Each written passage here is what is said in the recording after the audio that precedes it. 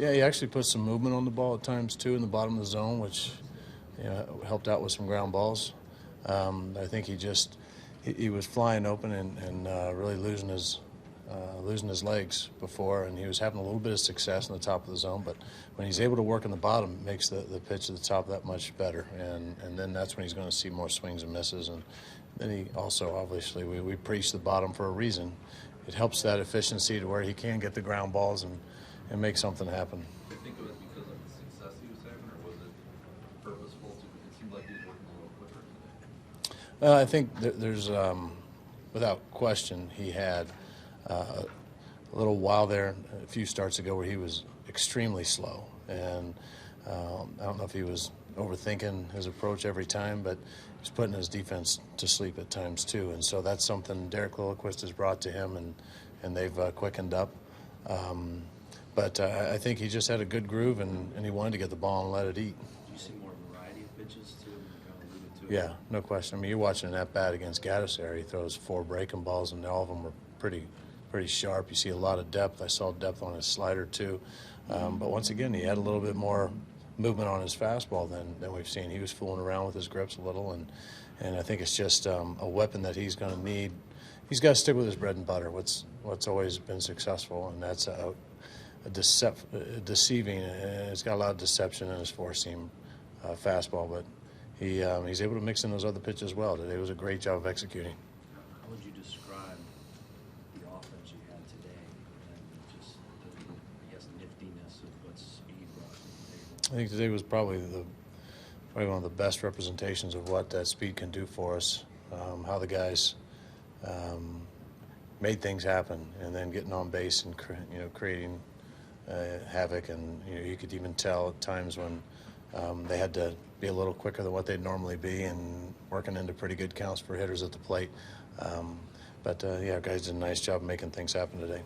How important is it? He's won 4 in a row, and I know your answer is going to be you got to make it 5 in a row, but just to get something going, get some traction going. I know that's something you've really been wanting to do all season, just to get something rolling a little bit. I think we're all hungry for some consistency on the good side, and I think we're seeing aggressive play, and that's something that we need to continue. Aggressive play with Holiday, even though that ball with the error, that was an aggressive play to try and make something happen, and then he goes back against the wall and tries to make a great play. Yachty coming out of the box and making an aggressive play at third base on the bunt. I mean, those sort of things are going to kind of come as we get a little bit of confidence, and I love that style of play, the aggressiveness on the bases, as we've talked about.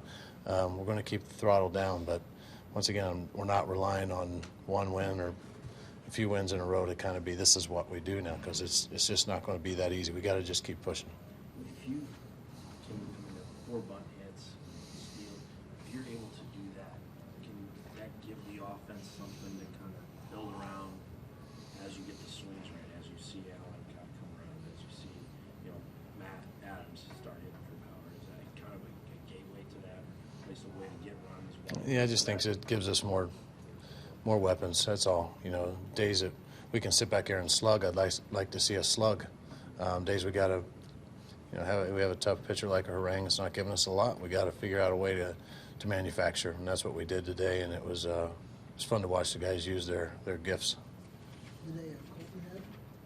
Great day. Yeah, I mean, being able to make some things happen, just some smart baseball plays too. But really like how he's going about it. The bunting, was that guys trying to be aggressive on their own or utilizing their skills, or was it more of an orchestrated? Yeah, you know this answer. Had to try. Yeah, sometimes we put them on their own. Other times we ask them to make a play for us. Get 7 innings from Lynn last night, 7 from Shelby today. They hadn't done that much. How Yeah. important is that? No, it's huge, and for keep Carlos in there short, just an inning, and Rosie, we're still riding him pretty hard here with 3 in a row. That's going to be tough, but we give Kevin Segrist a couple days. We haven't beat up Pat Neshek, even though we've had him hot a couple times, and then Choke coming in and getting big double play right there. And it was kind of as scripted as far as our pitching went today, and it means so much to our starters to be able to go and hit that 7th inning and then be able to finish it. So I've been real impressed with how how they're pushing. That healthy competition. You see one starter trying to up the next one. That's what makes a staff good, and what separates them from everybody else and makes them great, in my opinion. When did you know Rosenthal would be available? Did he throw today and just report that he was going after? Yeah, he felt good today. So, we always go light with that. Knew that we wouldn't be able to go 1+. That's why you saw Nishek getting hot, and he would have got us through the 8th inning. And Rosie also was going to have some help on the backside if he was struggling a little bit, but he looked good. Came out throwing strikes, and he's one of those guys. He when he feels right, he'll let us know, and when he does, his stuff looks right, and the ball jumps out of his hand pretty effortlessly. Do you think there was also more of an add-on type of offense? That's something that you guys had talked about. Score early, but then a lot of times tried to cling to that. But you think today was more. Well, that's never the philosophy, is to cling to the lead. We're always trying to add. It's just a whole lot easier, once again, said than done. But we had to kind of force the issue today, and I think we had to manufacture and do it a little unconventionally at times. But overall, we want to score every inning. We're never saying enough's enough. I mean, guys are and what that comes from is tough at-bats, and I'm starting to see more of those on a consistent basis where guys are grinding them out. And tough at-bats sometimes could be a great situation like a bunt, like we saw Colton do, and then what Peter was able to do as well.